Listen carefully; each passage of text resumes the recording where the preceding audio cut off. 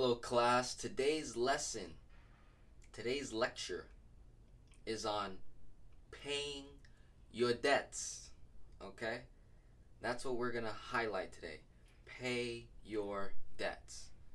And I wanna read you some lines, some parables, some interesting concepts, teachings inside of these sentences that I hope will resonate with you as to why you should be so focused on paying off debt and not chasing ROI. Now, we all know what ROI is. For my younger students, ROI is return on investment, okay? And you'll notice in the financial world, this gets sold more than anything.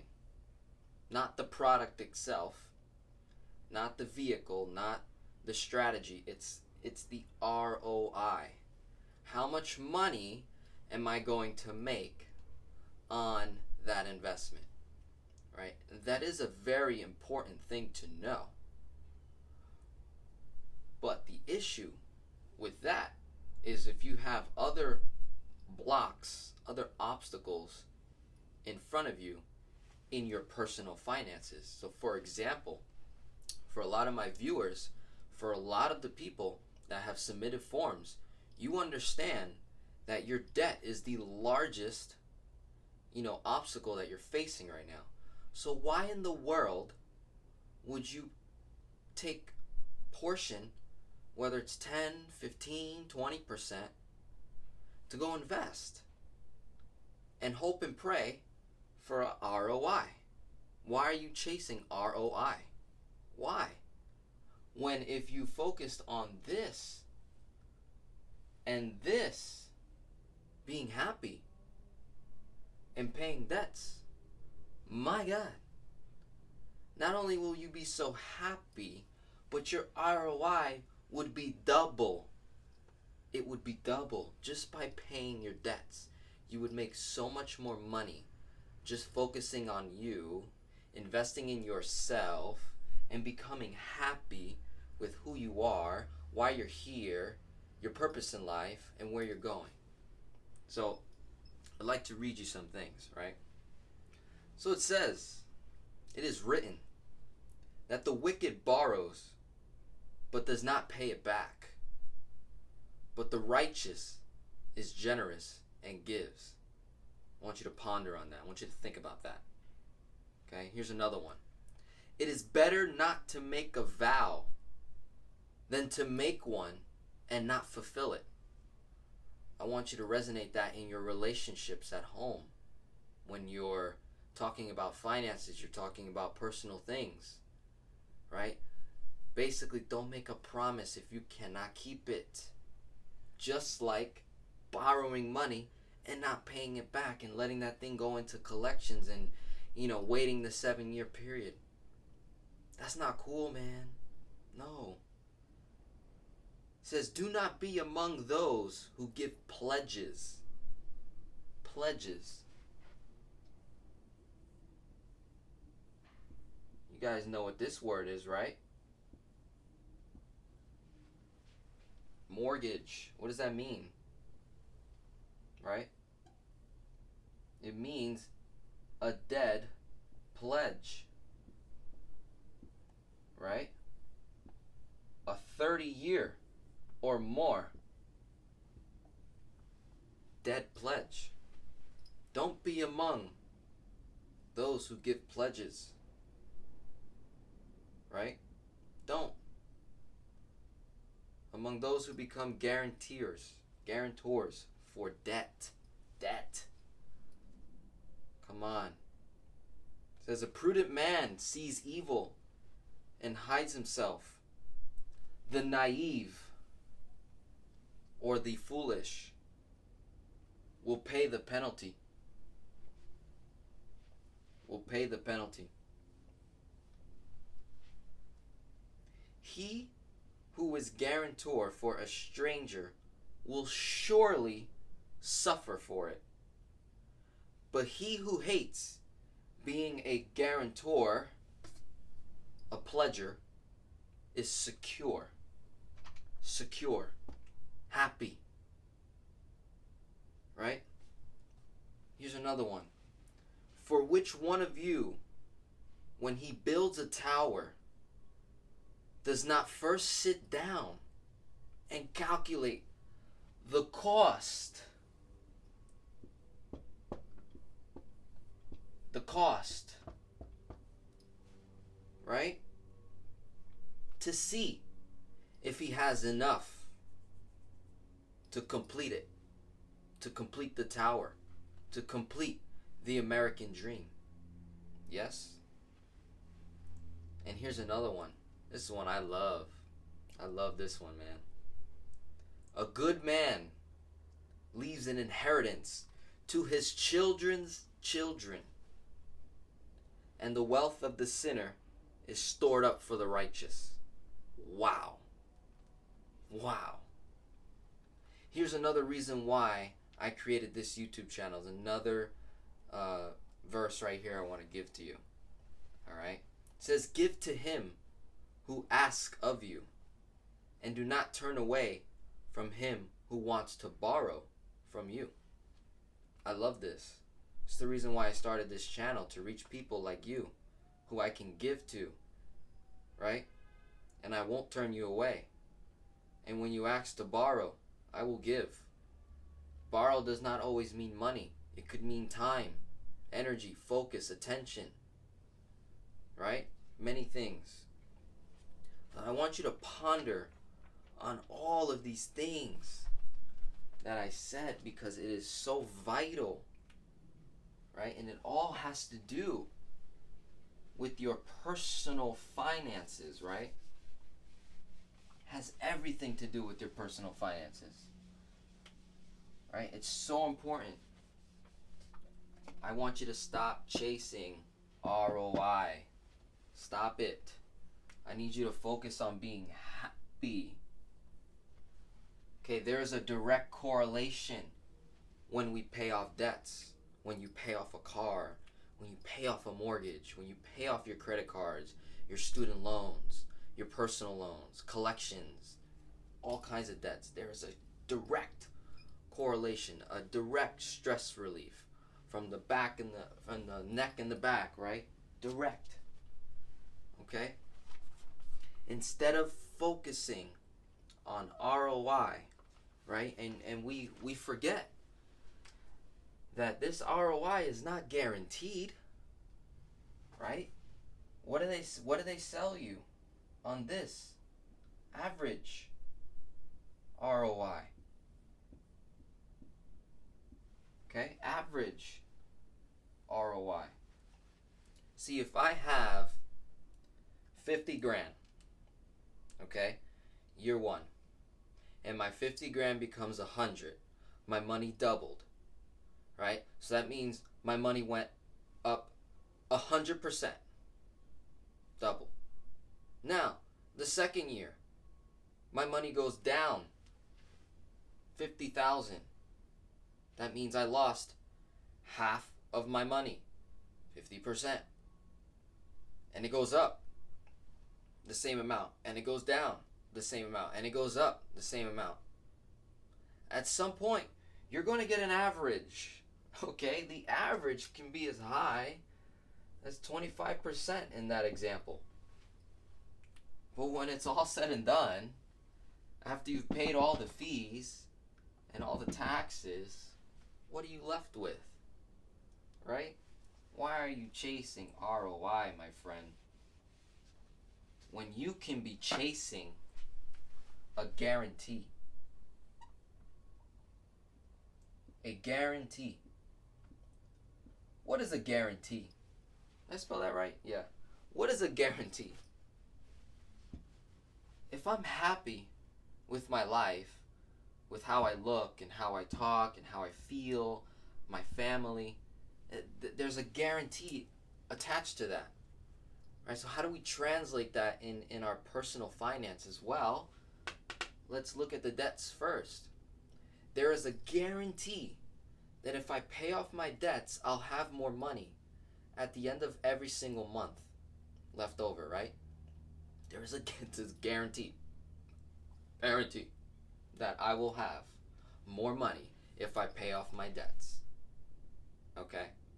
And this is why I like to teach you guys and show you, the concept of velocity banking, right?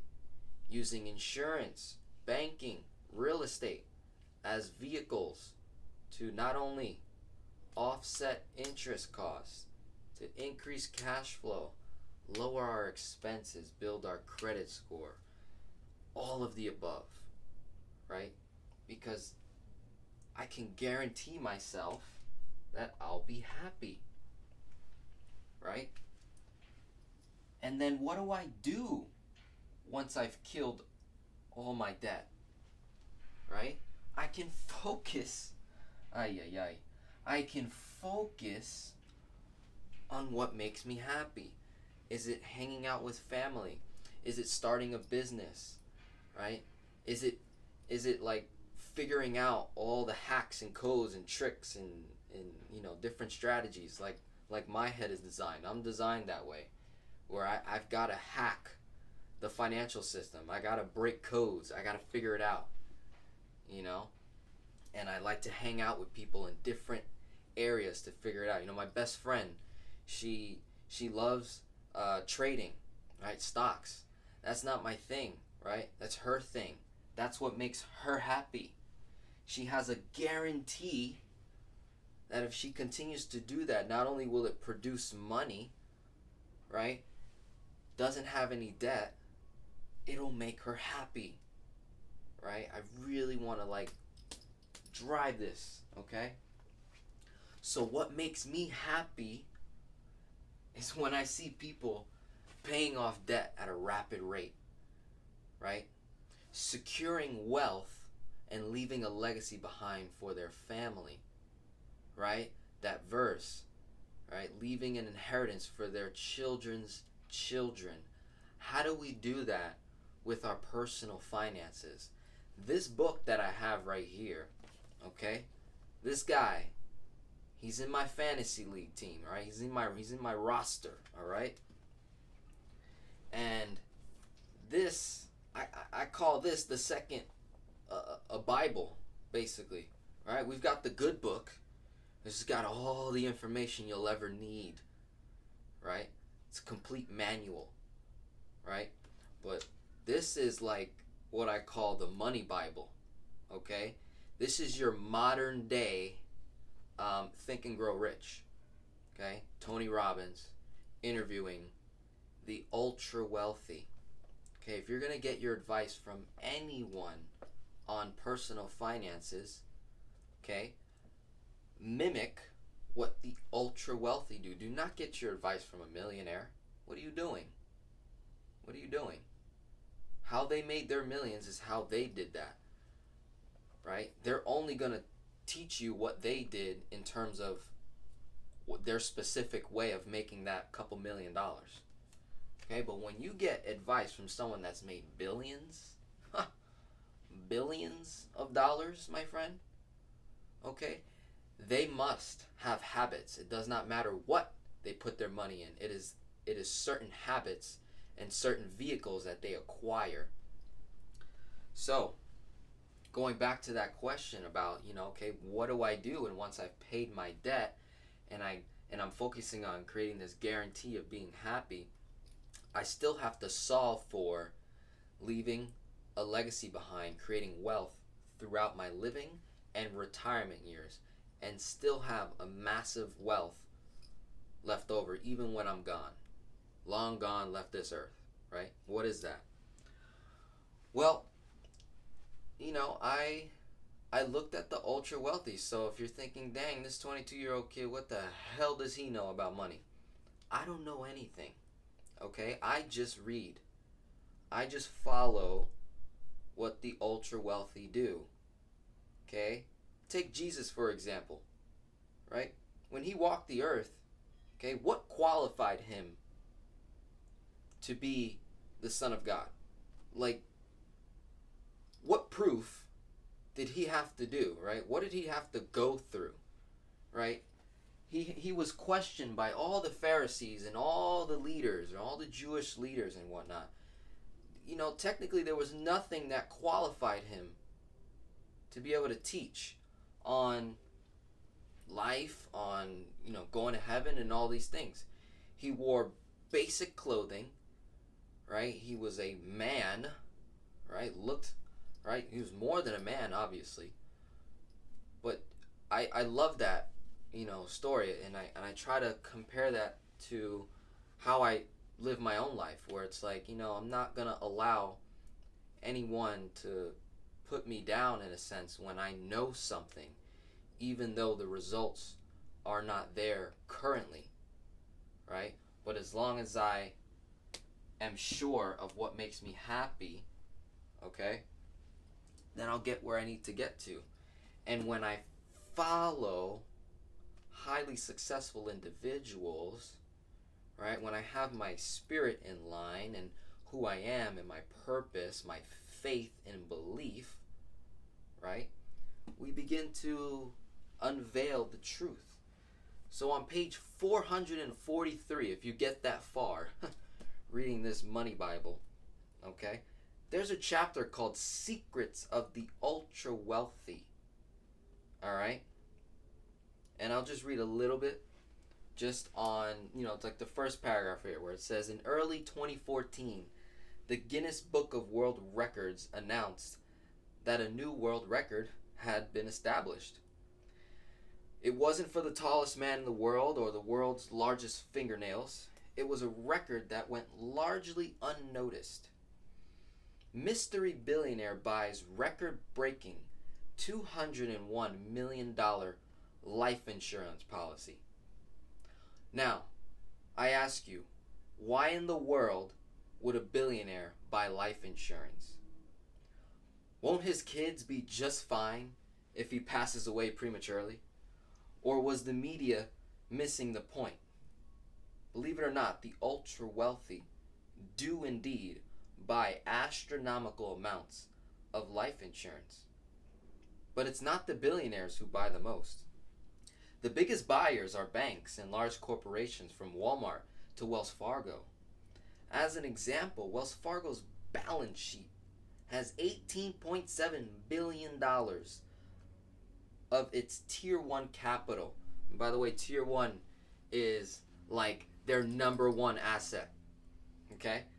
And guess where all that capital is deposited? In life insurance cash value.